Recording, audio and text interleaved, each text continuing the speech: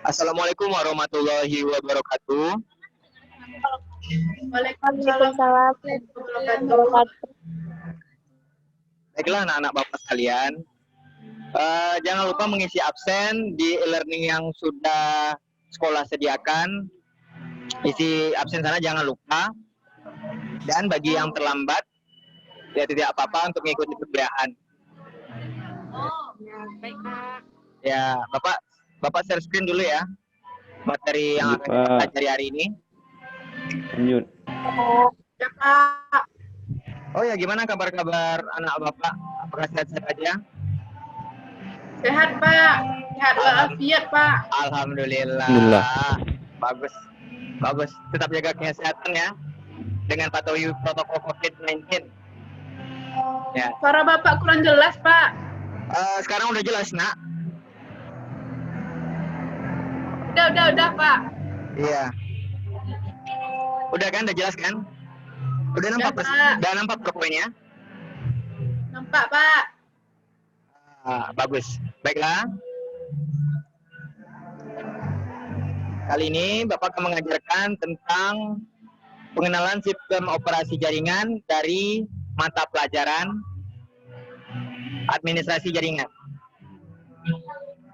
Baiklah, ini adalah pertemuan pertama kita. Bapak akan memperkenalkan diri dahulu. Ini ada slogan atau kata-kata dari Bapak. Tak kenal, maka tak ngerti. Baiklah, perkenalkan nama Bapak Radin Arifal Haj. Tepat tanggal lahir Bapak di Pekanbaru, tanggal 16 Maret tahun 2000. Alamat Bapak di Janang Tua, Gang Sabar nomor 21, Kelompok Kuning, Senen Raya, Pekanbaru, Riau. Prodi Pendidikan Teknik Informatika dan Komputer, jurusan Elektronika, Fakultas Teknik, perguruan tinggi Universitas Negeri Padang. Ini waktu Bapak SMK ya. Jangan salah paham dulu. Ini waktu Bapak SMK.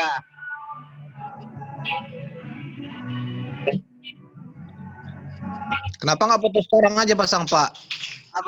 Apa nak? Kenapa nggak foto sekarang aja yang dipasang? Lebih suka Bapak foto yang lama, nak. Soalnya lebih ganteng ya, nak. Oh, oke Pak, mantap. Ya, makanya Bapak juga kan kayak masa muda gitu, Bapak jadi kayak nostalgia gitu jadi ya. Dengan ingat masa-masa Iya, Pak. adik-adik sekalian gitu kan, anak-anak sekalian. Siap Pak. Dulu belum kok pakai kacamata ya, Pak ya. Sekarang udah. Itulah. Nah, udah banyak hal-hal yang dilakukan, yang aktivitas dengan komputer, siang malam komputer, malam juga komputer. Jadi kayak gini lah, nah. Dengan tidak memerhatikan itu wajahnya enggak plastik, Pak. Baiklah, tadi sudah pengenalan Bapak, sekarang kita langsung masuk saja ke materinya ya. Ada yang tahu nggak sistem operasi jaringan itu apa? Selain yang di layar ini ya, ada yang tahu nggak? Ada yang mau jawab? Halo, Nana Bapak masih aktif kan? Hadir, Bapak. Hadir, oh, bagus. Semangat euforia yang tinggi, alhamdulillah. Ayo, ada yang tahu nggak? Selain yang di depan ini, pengertiannya ini. Ada yang tahu nggak? Apa itu? Sistem operasi jaringan. Nggak tahu doh, Pak. Belum, Bapak. Oh, belum tahu ya. Kemarin berarti belum belajar juga ya. Belum ada di waktu sebelumnya belum ada dikenalkan ya sistem operasi jaringan baru, sistem operasi aja ya. Belum, Belum. Pak. Kan kita baru masuk sekarang, Pak. Gimana Bapak nih? Iya, sebelumnya kan sudah ada juga pelajaran sistem operasi gitu. Ini kan Bapak sekarang mengampu sistem operasi jaringan. Iya Pak. Nggak ada Pak, belum ngerti. Oke lah. Bapak jelaskan aja lagi ya. Oke Pak. Dari sini aja kita baca.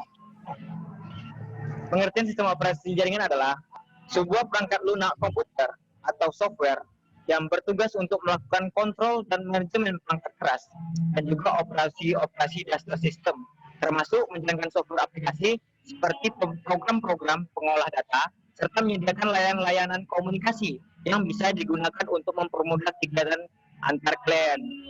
Bapak mau tanya lagi nih, sama murid-murid sekalian, sama anak-anak Bapak sekalian. Kenapa Bapak di sini memasukkan kata klien? Ada yang bisa jawab nggak? Kalau ada, silakan menjawab pertanyaan ini. Ayo, nanti Bapak kasih nilai plus loh. Mau kan nilai plus kan, dapat 100 pas udah terima lapor? Mau kan? Ayo jawab. Mau, Pak. Mau. Jawab. Jawab anak Bapak. Apa tadi, Pak? Ini pertanyaan Bapak ini ya, dengarkan lagi. Ya, suara Bapak sekarang. Kurang Halo? jelas, Pak.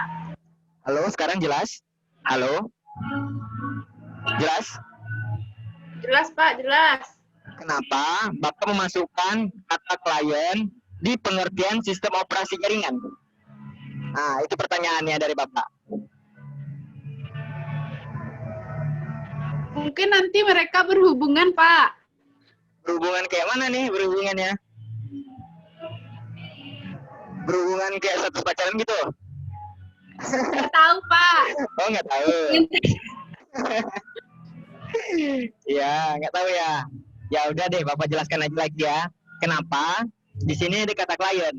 Ya, tadi betul juga, tapi tadi emang kurang lengkap. Ini sekarang Bapak lengkapin saja. Memang di sistem operasi jaringan ini tujuan untuk layanan-layanan komunikasi antar klien, atau bisa disebut juga sistem operasi jaringan ini sebagai servernya. Misalnya klien itu butuh mengirim data, klien itu butuh internet, klien itu butuh website, klien itu butuh apapun itu yang dibutuhkan klien yang berhubungan dengan komunikasi dua arah antar klien. Itu tuh kita lakukan dengan sistem operasi jaringan. Baiklah, Bapak akan lanjutkan ke yang B, fungsi sistem operasi jaringan. Tadi Bapak sudah sedikit menjelaskan apa itu fungsinya dengan kata klien atau dengan kata kunci klien. Dan sekarang ini adalah fungsinya. Yang pertama adalah menghubungkan sejumlah komputer dan perangkat lainnya ke sebuah jaringan. Ya, seperti tadilah Bapak bilang, karena emang jaringan itu terdiri dari satu komputer ke komputer lain yang terhubung sehingga membentuk sebuah jaringan yang berbentuk laba-laba. Itu adalah salah satu fungsinya. Yang kedua adalah mengolah sumber daya jaringan. Ini bisa juga mengolah sumber daya jaringan ini, kita bisa kayak sharing printer, sharing file, dan sharing hal lainnya yang memungkinkan. Email pun juga bisa gitu.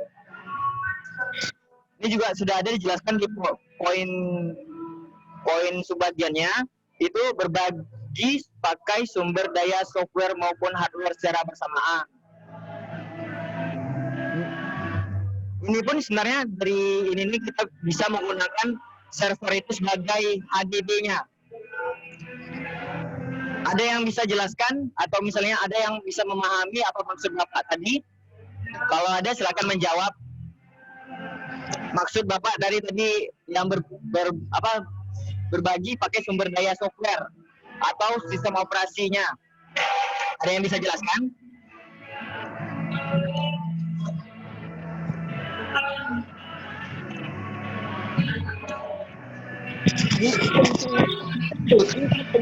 Ntar kentut. Nampaknya tidak ada ya. Oh, mungkin emang karena belum mengerti ya. Ya, ini karena pertama kali juga ya. Jadi Bapak jelaskan aja lagi. Maksud di sini berbagi sumber daya software itu seperti sistem operasinya dibagi-bagi atau satu hard disk. Jadi seolah-olah memiliki hard disk banyak, padahal cuma satu sumber daya yang dipakai. Misalnya kita membuka aplikasi CorelDRAW, itu tuh cuma diletak di satu hard disk. Dan jika klien lain ingin menggunakan CorelDRAW tuh juga bisa digunakan secara bersama-sama. Jadi ini lebih efisiensi dalam biaya, nggak perlu kayak gunakan banyak hard disk ataupun seperti penggunaan dana lainnya. Yang kedua adalah pemrosesan terpusat. Sebagian yang kedua, semuanya itu tergantung server. Kayak komunikasinya dengan IP address, kayak komunikasi dengan FTP, kayak komunikasi dengan web server, mau komunikasinya dengan berbagai layanan lainnya. Jika suatu server sudah ada internet, maka server itu bisa men-sharingnya kepada klien-kliennya secara bersama-sama. Di server sendiri pun bisa kayak merouting jaringannya. Merouting itu kayak membagi rutenya, sehingga semuanya dapat jaringan dan tidak terbentuk paket-paket data yang akan dikirimkan atau diproses. Baiklah, yang bagian kedua, Bapak menjelaskan tentang menyediakan layanan. Layanan DHCP atau Dynamic Host Configuration. Ada yang tahu layanan DHCP itu apa? Ada yang tahu nggak? Anak-anak sekalian? Halo anak-anak, apakah tertidur? Halo. Hadir, Pak. Masih ada. Alhamdulillah masih ada anak Bapak yang mendengarkannya. Terima kasih, Pak. Iya. Ada yang tahu nggak apa itu DHCP? Dynamic Host Configuration, Pak. Iya, itu kepanjangannya, Nak. Ya, mantap, Nak. Tapi pengertiannya yang Bapak minta, apakah anak-anak sudah pernah tahu atau sudah pernah dengar apa itu DHCP? Belum tahu, Pak. Yang lain gimana? Tidak, Pak. Oh, belum tahu juga. Enggak, Pak. Oh, iya. Kurang. Oh, iya, baiklah. Bapak akan jelaskan juga apa itu DHCP. DHCP itu adalah sebuah layanan dari server yang memungkinkan pembagian alamat secara otomatis ke setiap kliennya. Di sini ngerti atau masih ambang-ambang, anak? Halo? Halo? Anak-anak Bapak? Ya Bapak cintai. Iya, Pak. Iya, Pak. Jadi gimana? Ya, Pak. Ada apakah masih ngambang dengan penjelasan Bapak tadi tentang DHCP? Mantap, Pak. Mantap. Ya, Bapak minta Ananda sekalian, apakah ngerti atau tidak? Kalau tidak, Bapak jelaskan secara detail lagi. Kurang, Pak. Oh, kurang. Jelaskan lagi, Pak. Kan enak Bapak dengar tuh, disuruh jelaskan lagi. Ya, tujuan Bapak melakukan Zoom ini di pertemuan kita ini nih agar anak-anak Bapak sekalian ngerti. Jika anak-anak Bapak ngerti, Bapak nggak susah ngajar lagi. Baiklah, Bapak jelaskan lagi ya. Oke? Oke. Itu kemana ini? Oh, dia terganti dia. Terpencet sama Bapak, maaf ya. Sama jauh Halo, dia. Pak. Oke. DHCP itu kan kita tahu bahwa setiap klien atau setiap Windows, misal kita umpamakan saja Windows sebagai klien ya, karena biasanya Windows adalah sebuah klien. Jarang-jarang Windows itu menjadi server, kecuali kayak Windows Server. Nanti kita Bapak jelaskan lagi. Jadi itu tuh pemberian IP secara otomatis dari server. Jadi agar tidak saling bertukar antara klien satu dan klien lainnya. Misalnya, Bapak umpamakan ada komputer A. Nggak usah ya di A ya, kita cari namanya di sini. Misalnya ada komputer Aisyah dan juga komputer Celi. Jika tidak ada pengenalnya atau tidak ada namanya, bingung kan? Kalau misalnya Bapak mau ngirim pesan kemana? Nanti misalnya Bapak kirim ke pesan pengennya ke Celi, tetapi Bapak kirim ke Aisyah. Nanti Aisyah bacanya ketawa gitu kan? Pernah salah gitu, salah kirim gitu. Makanya itu gunanya pengelamatan atau IP address dari sebuah klien atau komputer agar data-datanya pas pentransmisiannya dari satu ke satu atau dari satu ke multiple, atau nanti Bapak jelaskan apa itu multiple. Seperti itu. Jadi itu tuh IP address tuh dynamic DHCP yang otomatis, kalau dibilang bahasa lainnya DHCP otomatis tuh agar mempermudah server dalam pemberian alamat IP, sehingga server tidak perlu satu-satu dalam pengkonfigurasian IP-nya atau pemberian nama. Coba bayangkan ada misalnya 5.000 PC diberi satu-satu IP-nya. Apakah capek-capek atau enggak? Memberikan satu-satu IP-nya gitu. Halo anak-anak, masih bangun kan? Halo. Halo, Pak. Masih bangun masih.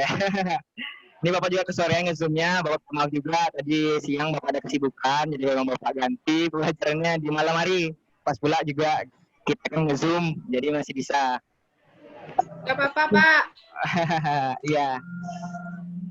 Baiklah, Bapak lanjutkan ke sistem layanan DNS, domain name server.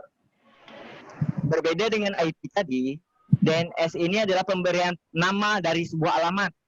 Misalnya, sebuah alamat itu 192.168.1.1.5 misalnya. Itu namanya IP address-nya. Jadi, jika kita sudah menggunakan DNS, kita bisa lebih mengingatnya. Tidak perlu kita mengingat 192.168.1.5, tapi kita hanya mengingat domain yang diberikan. Misalnya yang diberikan adalah siapa ya? Aisyah.com gitu. Jadi kita lebih gampang mengingatnya. Seperti itu. Kemudian layanan FTP atau File Transfer Protocol. Ada yang tahu? Itu FTP? Kurang tahu, Pak. Kurang tahu. Ya, baiklah Celi. Bapak akan jelaskan FTP. File Transfer Protocol adalah sebuah service atau layanan yang memungkinkan kliennya mengirim data ke satu dan ke lainnya, atau klien satu ke klien lainnya menggunakan jasa dari si server. Bisa juga kayak kita misalnya mengirim film Korea bisa juga kita kirimkan melalui FTP gitu. Dengan cara misalnya FTP, kita ketik FTP __ Celi.com misalnya nama servernya itu. Jadi kita bisa kayak memindah-mindahkan seperti itu. Kalau kita ke server gitu, server meneruskan. Baiklah, kemudian ada layanan web server. Web server ini kayak penyediaan web untuk berkomunikasi juga bisa. Di dalam web server pun bisa juga kayak kita mengirim email pun bisa. Itu mail server namanya. Baiklah selanjutnya, layanan remote server. Layanan remote server berfungsi untuk meremote server menggunakan laptop lain dengan mengaktifkan layanan remote servernya. Yang kemudian menyediakan keamanan jaringan bagi multiple user. Ya, ini sangat perlu dilakukan oleh sebuah server agar semua data-data kliennya aman dan kliennya bisa berkomunikasi dengan baik gitu. Tidak ada kesalahan, tidak ada pencurian data. Baiklah, Bapak lanjutkan lagi.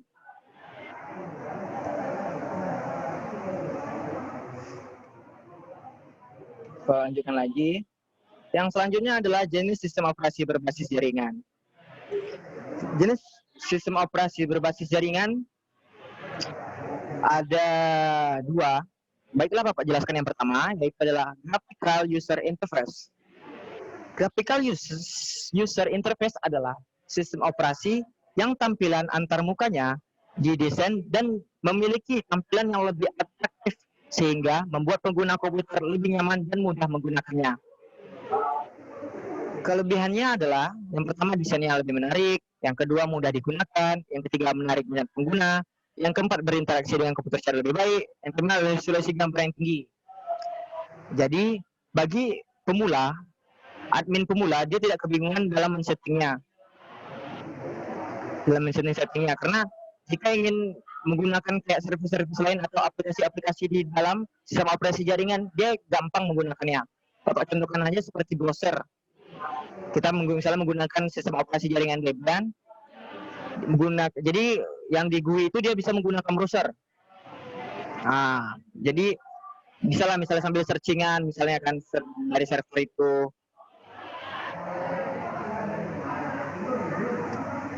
Jadi dia lebih user friendly lah, lebih enak dilihat, tidak hitam aja. Jadi kayak mata kita tuh kayak tidak jenuh melihatnya gitu. Bukan hitam dan putih saja gitu kan. Kayak kehidupan pula jadinya. Baiklah. Kemudian ada CLI, Command Line Interface.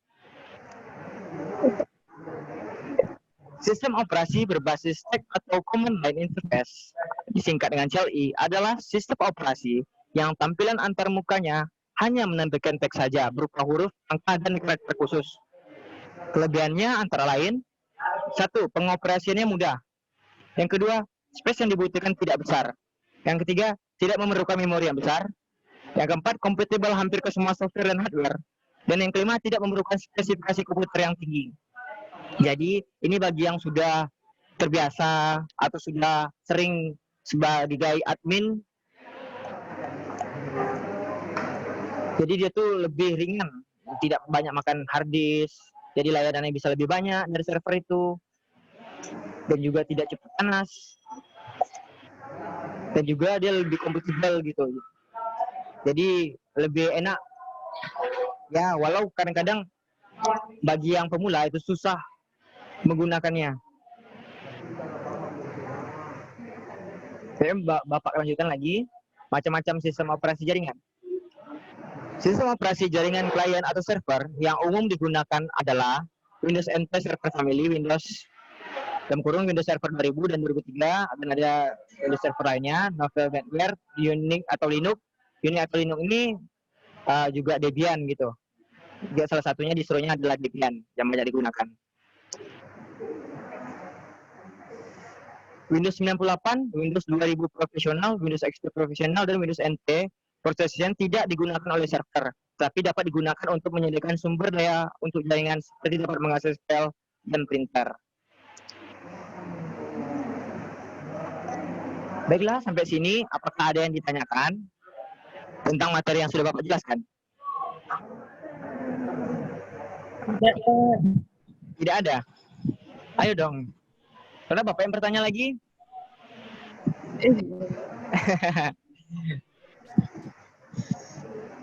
Ayo bertanya. Selagi Bapak masih online nih, jadi bisa bertanya-tanya.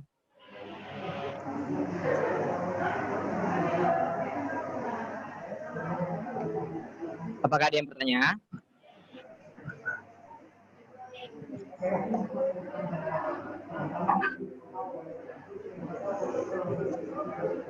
Ya, nampaknya waktu kita hampir habis nih karena Zoom Bapak masih belum premium, masih basic. Karena belum Bapak upgrade, nanti jika ini belum selesai atau masih ada yang ditanyakan, nanti Bapak lanjutkan lagi ke link yang baru. Oke, anak-anak? Oke, Pak. Ya, ini kan waktu tinggal 3 menit. Waktunya tinggal 3 menit nih. Ayo kita maksimalkan 3 menitnya untuk bertanya.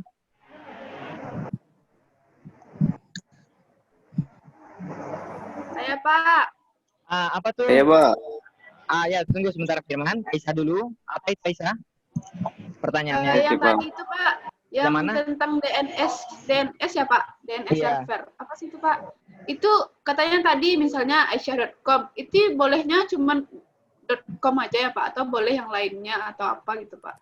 Oh, itu. Belakangnya itu, Pak. Oh, iya. Baiklah, Bapak jawab pertanyaan dari Aisyah. Itu tidak mesti .com saja. Itu sebagai contoh.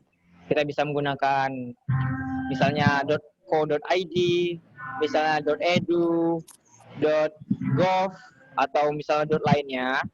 Itu tidak mesti, tapi itu hanya sebagai sebuah penamaan saja.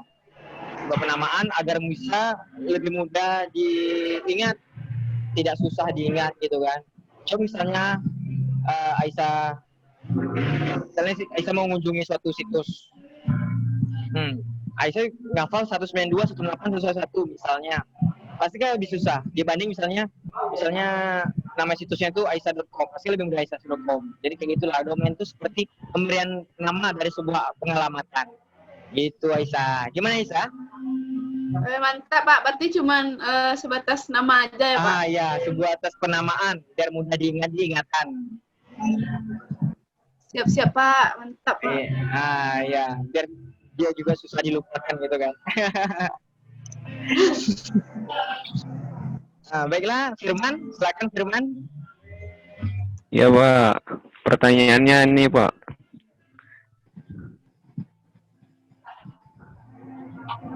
Apa tuh Firman?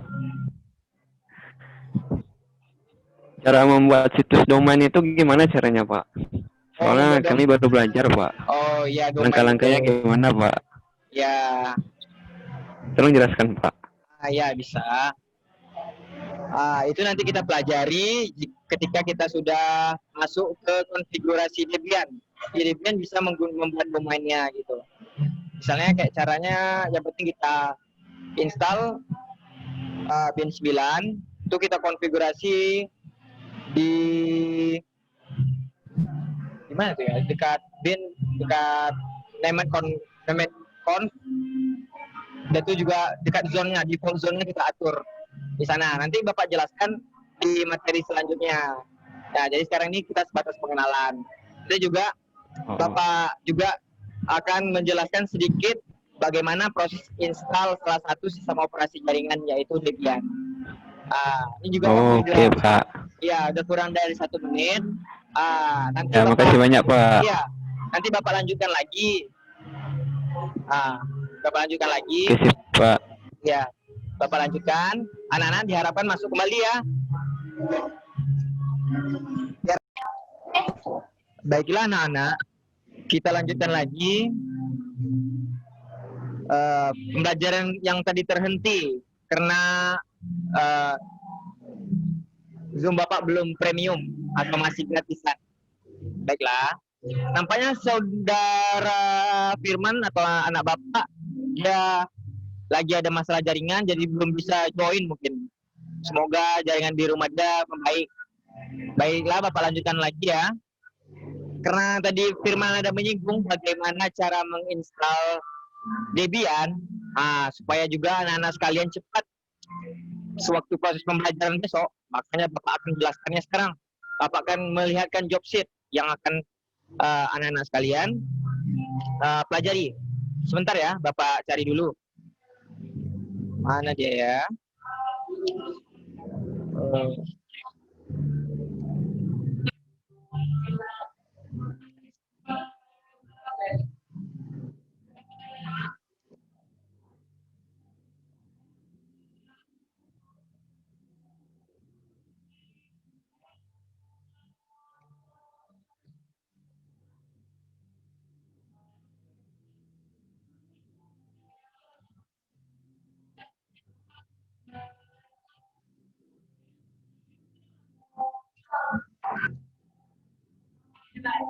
Sebentar ya anak-anak, ini sudah ada filenya, tinggal Bapak share screen.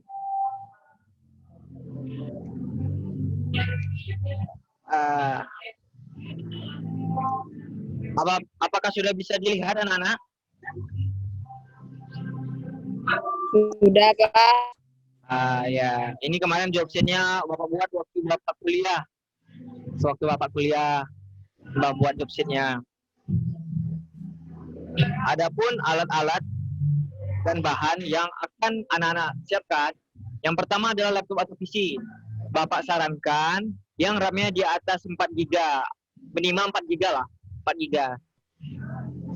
Kemudian siapkan ISO Debian atau kasetnya, kaset Debian 10. Misalnya anak-anak belum mempunyai paket yang banyak atau belum mempunyai WiFi, itu cukup satu saja sebagai standar instalasinya sebelum masuk ke pertemuan selanjutnya. Untuk penginstalan Debian cukup di disk satu saja untuk awalnya. Baiklah, ini Bapak akan jelaskan menggunakan virtual machine. Apakah anak-anak tahu apa itu virtual machine? Ada yang tahu virtual machine itu apa?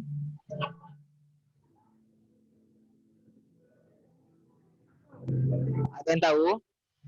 Nampaknya nggak ada. Masih fokus kan? Fokus anak-anak sekalian? Nah, nampaknya kita harus kasih sebuah apa ya? Ice breaking namanya. Pertama, lihat di sini tangan satu, dan sini adalah salah, tunggu. Di sini mangat. Jadi jika kita Bapak bilang kayak gini, bilang semangat ya. Baiklah. Semangat. Jadi itu tuh untuk anak-anak biar bugar, biar tidak ngantuk di malam hari. Jadi kan Bapak bahagia karena anak Bapak tertawa. Biar lebih fokus dalam menyerap pelajaran yang akan Bapak berikan ini. Baiklah. Yang kedua, pilih disk image-nya atau ISO Debian-nya. Bisa di-download dulu di Debian. Apa ya, Bapak agak lupa websitenya, tapi bisa cari Google, Debian ORID, ORG, apa ya, Bapak agak lupa. Nanti bisa Anda cari di internet saja, ISO Debian 10. Yang kedua, buat nama virtual mesinnya, seperti ini. Itu buat lokasi penyimpanan filenya. Kemudian klik next. Selanjutnya, atur ukuran dari hard disk yang akan kita berikan kepada virtual disknya. Seperti Bapak memberikan 20 GB.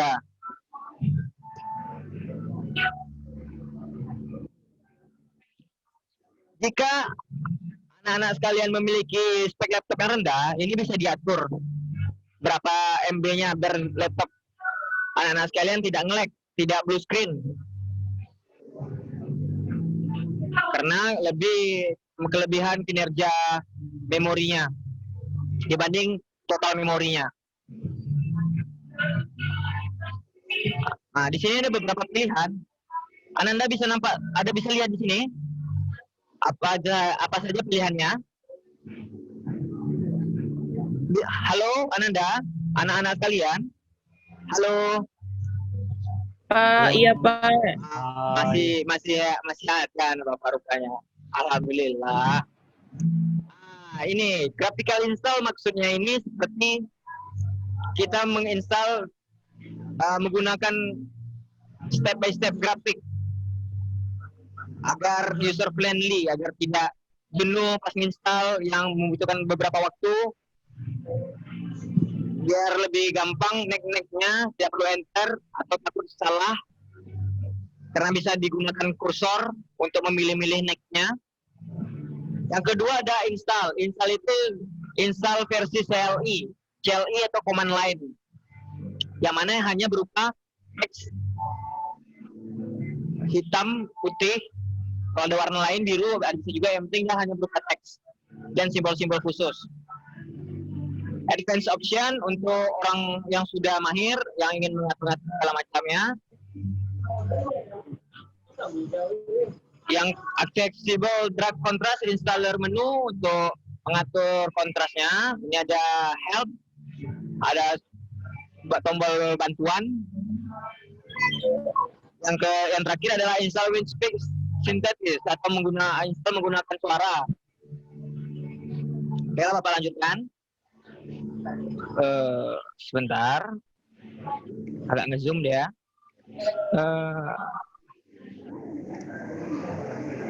Kemudian pilih berbahasa Indonesia dan klik next agar mudah anak-anak dalam penginstalan pertamanya.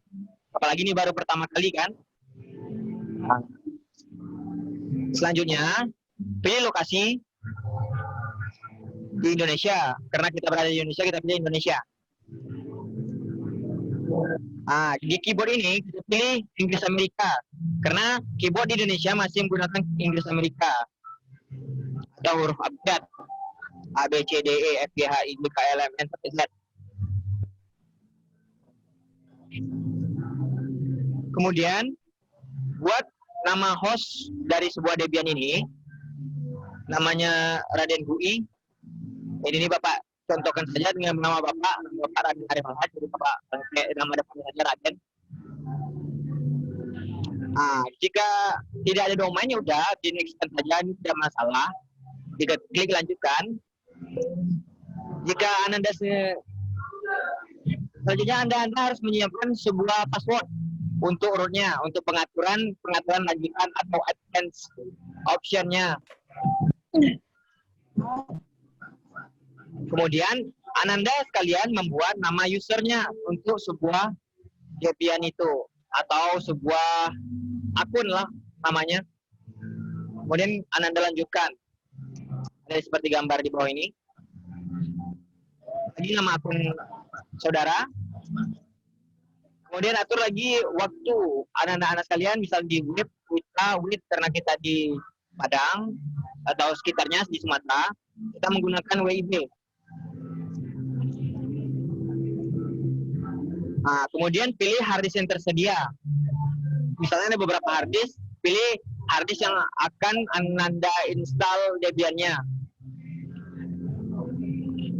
Untuk pemula, sebaiknya Bapak sarankan menggunakan terpadu, gunakan seluruh harddisk agar dia prosesnya tidak ribet dan tidak berbelit-belit. Karena sering terdapat kesalahan jika menggunakan yang lainnya, jika dia cuma tahu dasar-dasarnya atau baru menggunakan pertama kali atau baru install sekali atau misalnya baru pertama kali install. Nah, kemudian semua berkas di satu partisi dan selesai memperpartisi dan tulis perubahan-perubahan yang harddisk. Kemudian tekan iya untuk menerapkan perubahan-perubahan di harddisk. Jika Ananda ada CD-CD lain, tekan iya. Jika tidak, ya tidak saja. Tidak ada CD lainnya.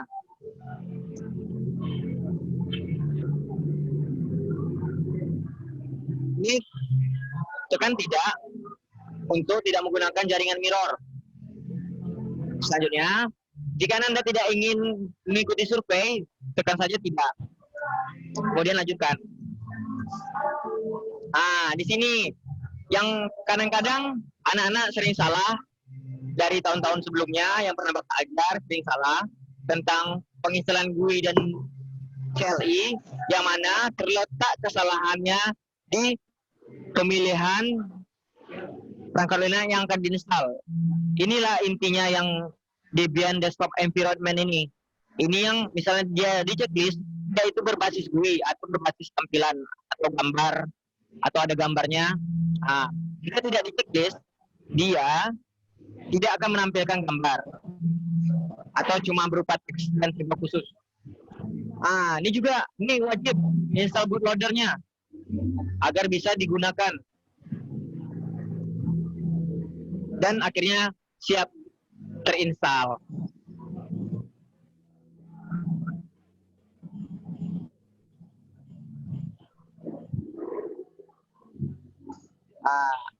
Tadi dari pertanyaan Firman, Bapak jadi ingin menjelaskan sebenarnya itu untuk pertemuan selanjutnya.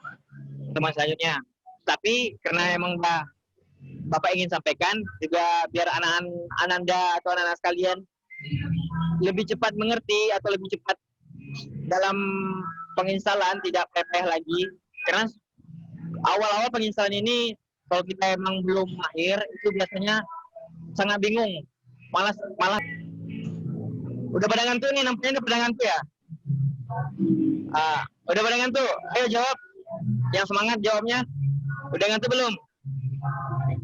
Belum. Ya, Pak. Udah. Ngantuk. Udah. Belum, Pak, belum. Belum. Oh, nampaknya Sally sangat semangat dalam proses pembelajaran Bapak. Alhamdulillah Bapak sangat senang dengan hal ini karena ini adalah pertemuan pertama kita. Agar pertemuan pertama kita ini sangat berkesan di hati anak-anak sekalian dan juga semoga lebih bisa menyerap apa yang Bapak ajarkan ke depannya.